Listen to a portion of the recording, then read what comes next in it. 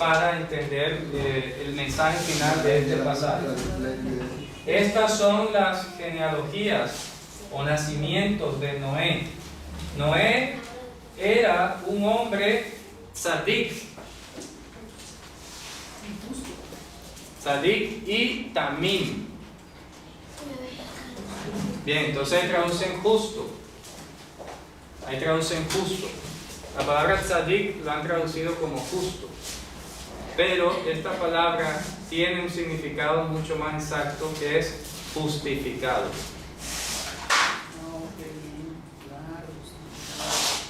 Y tamim, que es perfecto, significa íntegro. Pero no estaría en voz pasiva. Justificado. Por eso, y en hebreo esa palabra está en voz pasiva. Claro, porque es un participio pasivo.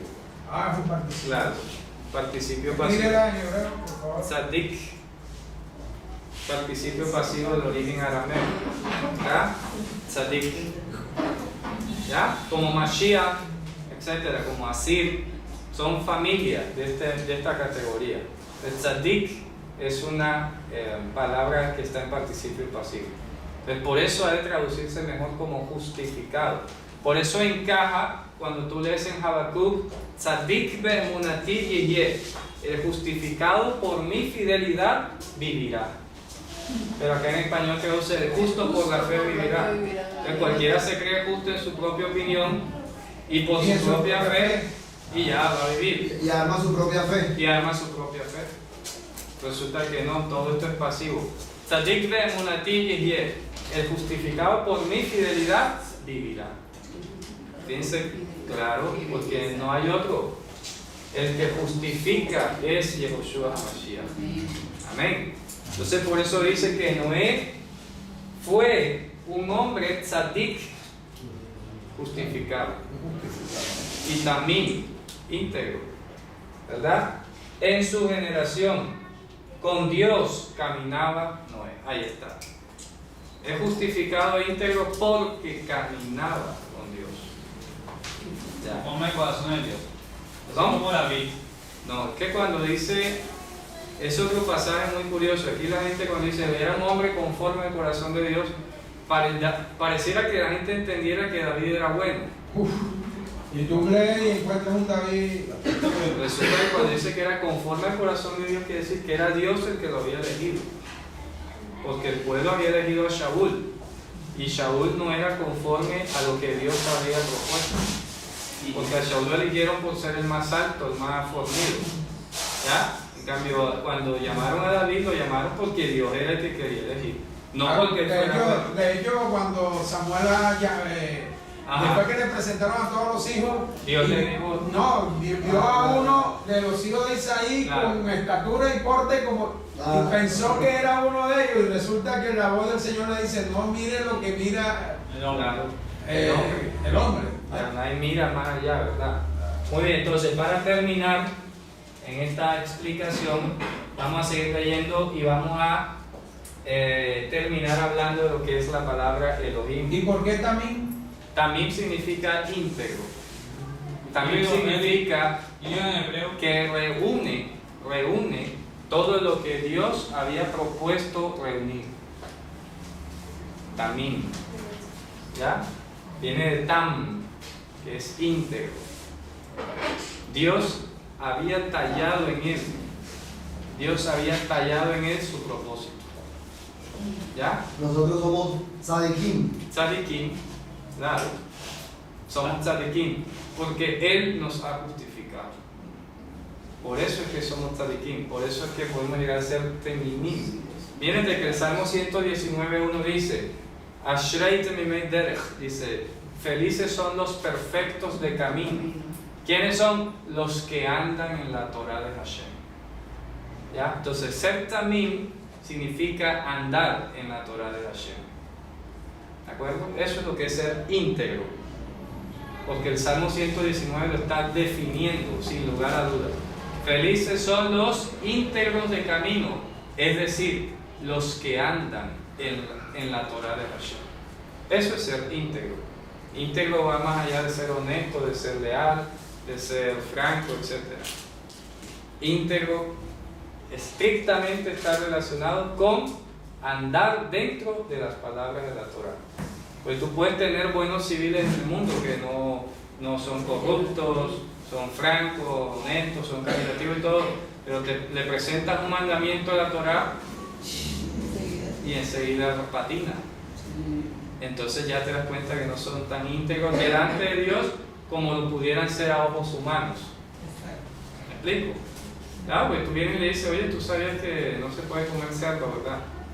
No, pero eso ya, ahí se le acabó su... No, ya eso está derogado. Ya, todo eso es abogado, ya no estoy bajo la ley, etcétera, etcétera. Claro, porque su integridad humana llega hasta cuando se enfrenta a los mandamientos de Dios. Claro, a la obediencia. Entonces la integridad de la que habla la Escritura es andar en la Torah de Hashem. Por eso me gusta ese pasaje que recordamos en Proverbios 28:9. Todo aquel que aparta su oído para no escuchar las palabras de la Torah, su oración es una abominación. Eso es contundente. Repite. Y Proverbios 28:9 Dice. Sí, léalo. Vamos a ver, Proverbios. Búsquelo. El que aparta su oído para no escuchar las palabras de la Torah, su oración es una abominación. Ah, sí, tú siempre repites ese texto. Claro. Yo lo tengo marcado. Claro. 28:9. Es un verso contundente. Lo marca, pero no lo memoriza. El que aparta. Mesir Oshno, Mishmoa Torah, Gantz Vilato, Toeva. 28:9. El que aparta su oído para no oír la ley, su oración también es abominable. Claro, entonces tú puedes ver a una persona orando y suplicando, haciendo ayunos y todo, pero si le vas a hablar de la Torah, no me hables de eso.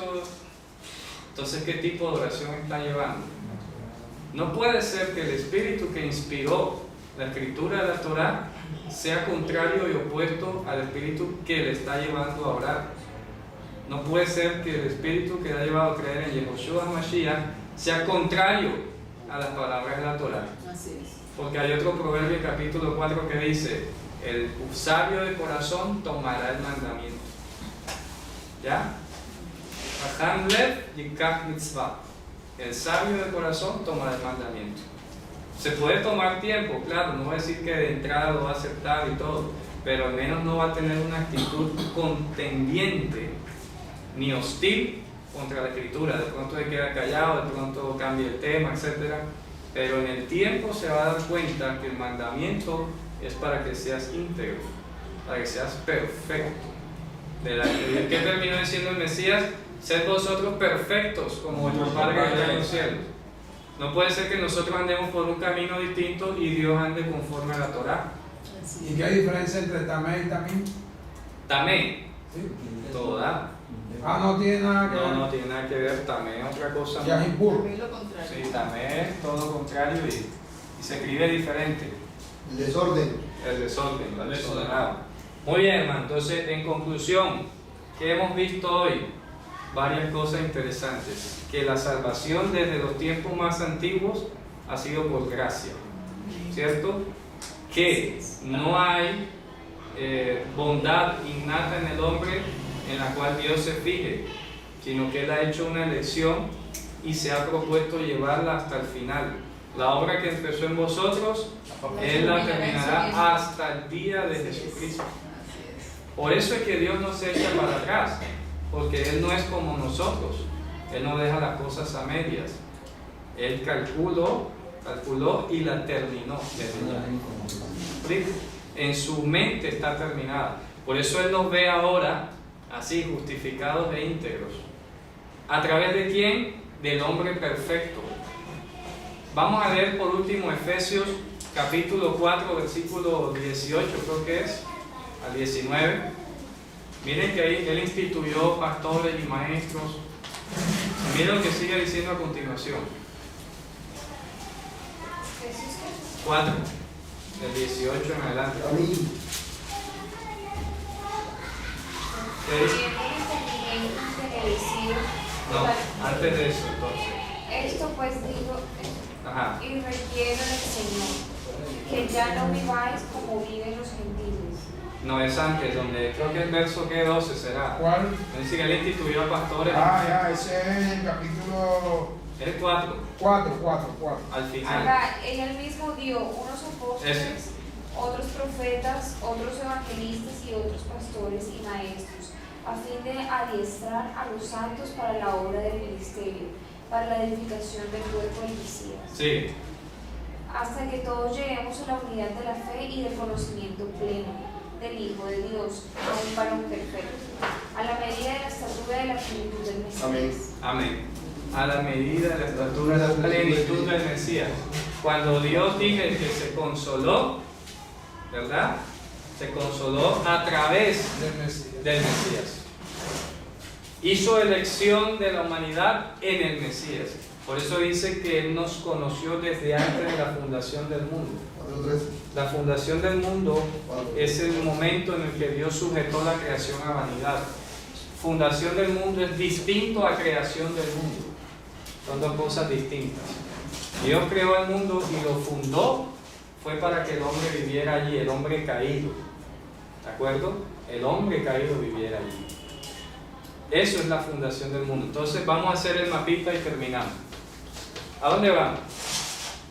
O sea, de la fundación dice en Efesios 1:4, según nos escogió en él antes de la Exacto. fundación del mundo. Aquí está la creación buena. Ajá.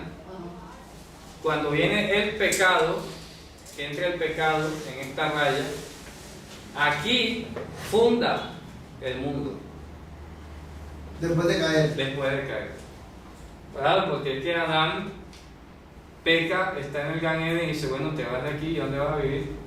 Pues toda la creación es buena. Tú eres el único malo aquí en la película, ¿verdad?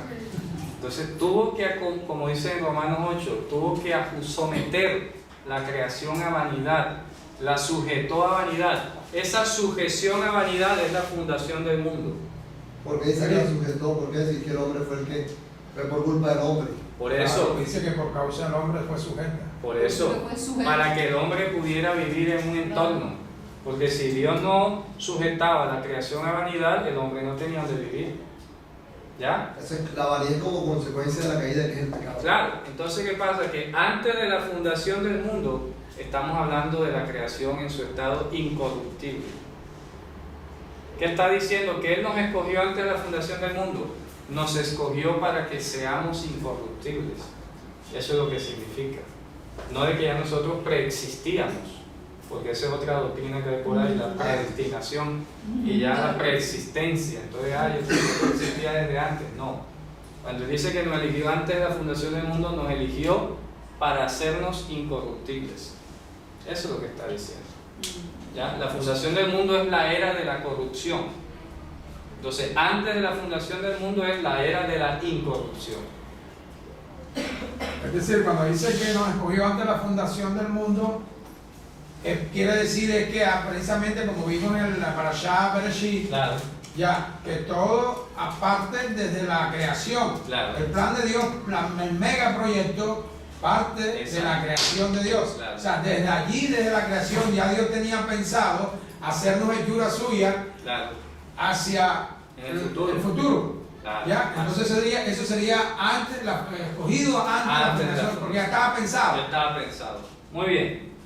Correcto, hermano. Con esto hemos terminado hoy.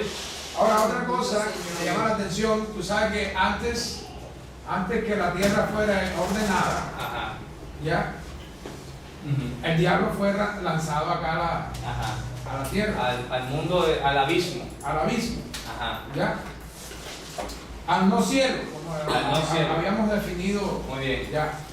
Es posible que algo parecido figuradamente le sucedió al hombre cuando fue expulsado de Claro. Gran Eden. Claro, que por eso le habíamos dicho que la gran bofetada que le damos a Satanás y a las tinieblas es cuando perdonamos y cuando Dios nos perdona. ¿Por qué? Porque Satanás no tiene perdón y eso es lo que más envidia le da, porque el ser humano sí tiene capacidad de regresar a Dios, mientras que él no. Entonces, por eso la importancia de que Dios nos haya perdonado y que nosotros también perdonemos, porque es algo que se escapa de sus beneficios, de su posibilidad. Exactamente. ¿Ya? Entonces sí, ocurrió igual, la diferencia es que el diablo no tuvo retorno. mientras nosotros sí. Y es que ese fue el propósito de crear al hombre. El propósito de crear al hombre fue meterlo como un espía en medio de estas tinieblas. ¿Para qué? Como me gusta mucho esa cita de Hebreo, para destruir por medio de la muerte al que tenía el imperio de la muerte. ¿Me explico? Entonces el hombre fue creado aquí, ya Dios sabía que iba a pecar y todo, pero a través del hombre iba a introducir al varón perfecto. Por eso, generaciones después, vino Yehoshua, venido el tiempo, nació de mujer, una humana, nació en condición de siervo, para liberar a todos los que estaban en condición de esclavitud. Eso lo dice Gálatas capítulo 1. ¿Ya? Entonces no fue como que Dios se le salió de las manos el plan, el hombre pecó y no me lo esperaba. Y él sabía de antemano todo lo que iba a hacer. ¿De acuerdo? Muy bien. Vamos a dar gracias a nuestro Dios, hermanos. Vamos a proferir la bendición.